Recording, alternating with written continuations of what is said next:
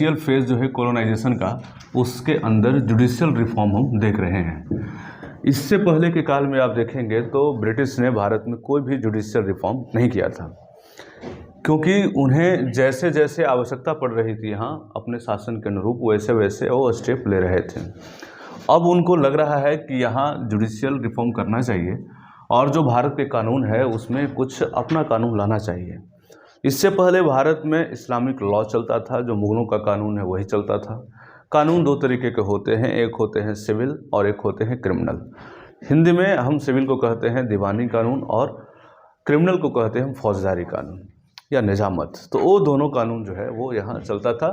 Civil में हिंदू के लिए हिंदू धर्मशास्त्रों के अनुसार, मुस्लिम के लिए मुस्लिम धर्मशास्त्रों के अनुसार, लेकिन क्रिमिनल कोड दोनों के लिए बराबर थे। क्रिमिनल जो कानून था वो दोनों के लिए बराबर था। तो अब यहाँ हुआ क्या कि यहाँ कारण यहाँ पर क्यों हुआ कि क्यों ये आवश्यकता था, वाई ये चेंज क्यों ला रहे हैं?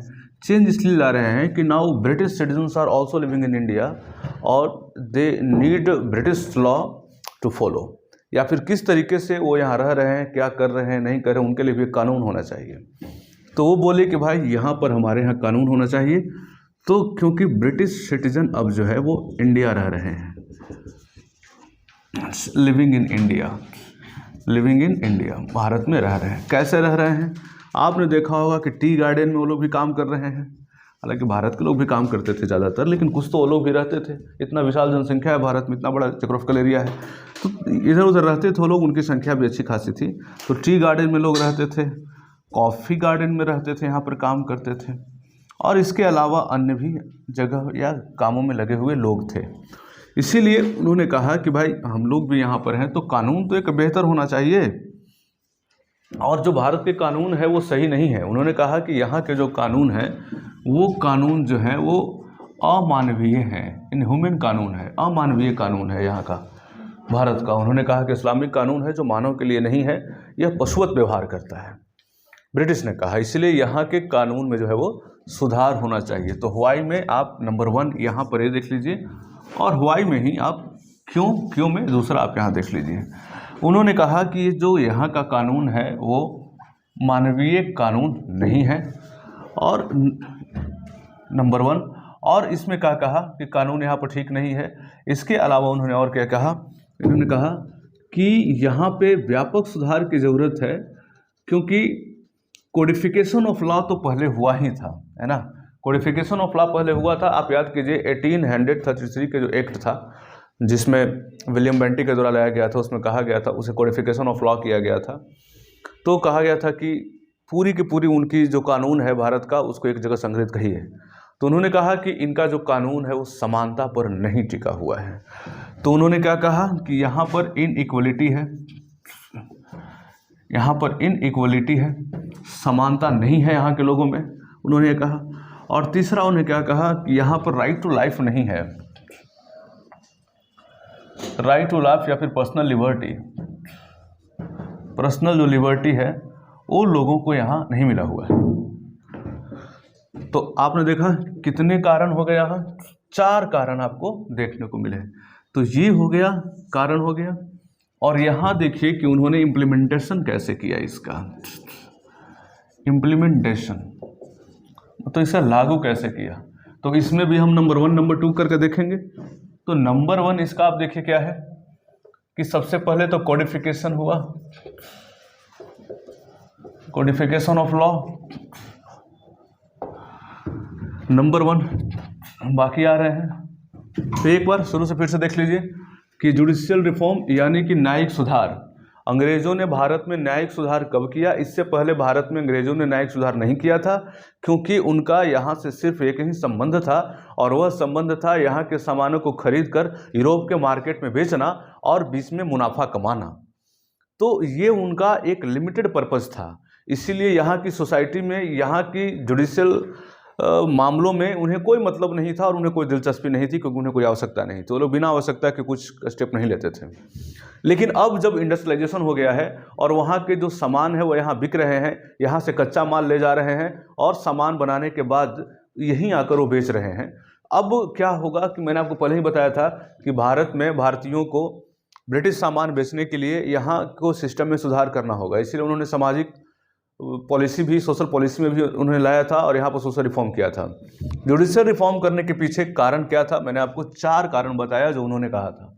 4 कारण यह था कि उन्होंने कहा कि भाई ब्रिटिश के नागरिक भी यहाँ रहते हैं और वो जब रह रहे हैं तो उनके आपसी विवाद वगैरह जो भी होगा या जो रहेंगे, कोई भी व्यक्ति जब कहीं रहता है तो उसके लिए कानून होना चाहिए। तब उन्होंने कहा कि जो भारत के कानून ऑलरेडी चल रहे हैं वो हमारे लिए ठीक नहीं है। क्यों? क्योंकि वो अमानवीय कानून है, वो मानव के लिए कानून है ही नहीं। इतनी कड़ी कड़ी सज़ा है या फिर फैसला जो है वो बिल्कुल अंधाधुंध है, न तो बढ़िया से उसका कार्रवाई होती है, न तो अच्छे से सुनवाई होती है। इसकी निष्पक्षता और पारदर्शिता दोनों पर उन्होंने सवाल उठाया और कहा कि यहाँ का जो कानून है वो अनह्यूमन है। और दूसरा उन्होंने कहा कि यहाँ पर जो कानून है वह भी सबके लिए समान नहीं है, यहाँ इनइक्वलिटी है कानून में, सबके लिए समानता नहीं है कानून में।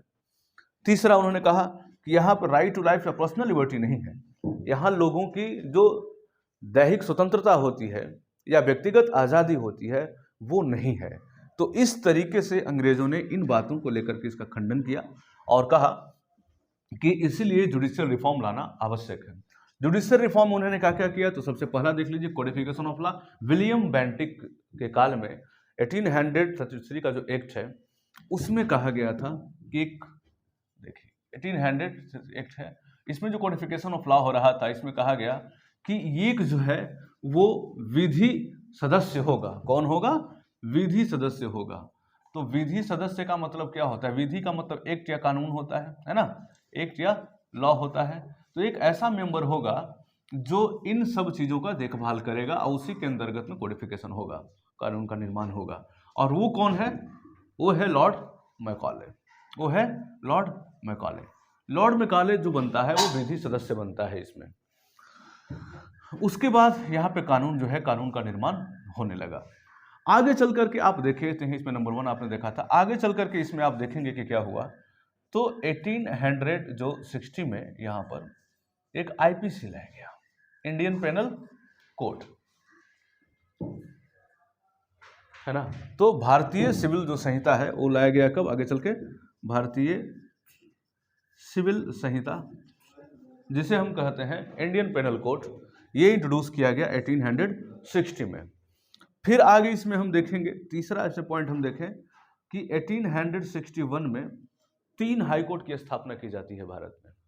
1861 के एक्ट के आधार पर 3 होता है। कहाँ कहाँ होता है? तो एक कलकत्ता में होता है और जो दूसरा है वो मद्रास हो गया और बॉम्बे में होता है। तो इस तरीके से आप देखते हैं कि कानून में और जुडिशियल रिफॉर्म में एक मजबूत जो है वो स्तंभ यहाँ पे लाया गया।